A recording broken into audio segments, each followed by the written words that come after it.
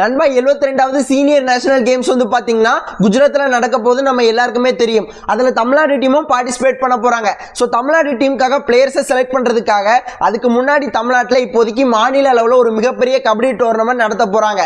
ஆனா அந்த ஒரு டோர்னமெண்ட்ல தமிழ்நாட்டுல உள்ள பல்வேறு டிஸ்ட்ரிக்ட்ஸ் வந்து பார்ட்டிசிபேட் பண்ணுவாங்க. ஆனா அந்த ஒரு டிஸ்ட்ரிக்ட் டீம்ல அந்த டிஸ்ட்ரிக்ட் சார்ந்த பிளேயர்ஸ் மட்டும் தான் இருப்பாங்க. சோ இந்த ஒரு டோர்னமெண்ட் நடத்தி முடிச்ச பிறகு இந்த டோர்னமெண்ட்ல யாரெல்லாம் நல்லா ப்ளே பண்ணிருக்காங்களோ அவங்க எல்லாரையுமே தமிழ்நாடு டீமோட கேம்புக்கு வந்து போவாங்க.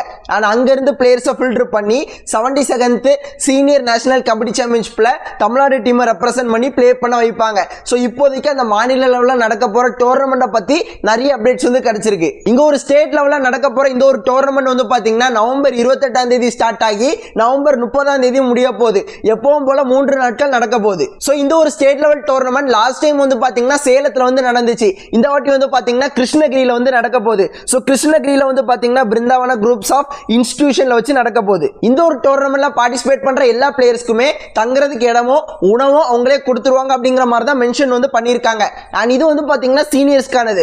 ஜூனியர்ஸ்க்கானது எப்போ நடக்க போகுது, எங்க நடக்க போகுது, எல்லா டீடைல்ஸுமே பிராட்காஸ்ட் சேனல்ல கொடுத்துருக்கேன். அங்க போய் ஃபாலோ பண்ணிக்கோங்க. ஸோ பிராட்காஸ்ட் சேனல்ல எல்லா அப்டேட்டுமே வேகமா வரும். ஸோ மறக்காம போய் ஃபாலோ பண்ணிக்கோங்க. அண்ட் முக்கியமான விஷயம், தமிழ் தலைவாஸ் டீம் பாட்னா பைரேட்ஸ் டீமை தோக்கடிச்சிட்டாங்க. அதுவும் அவங்களோட கடைசி ஹோம் லெக் மேட்ச்ல.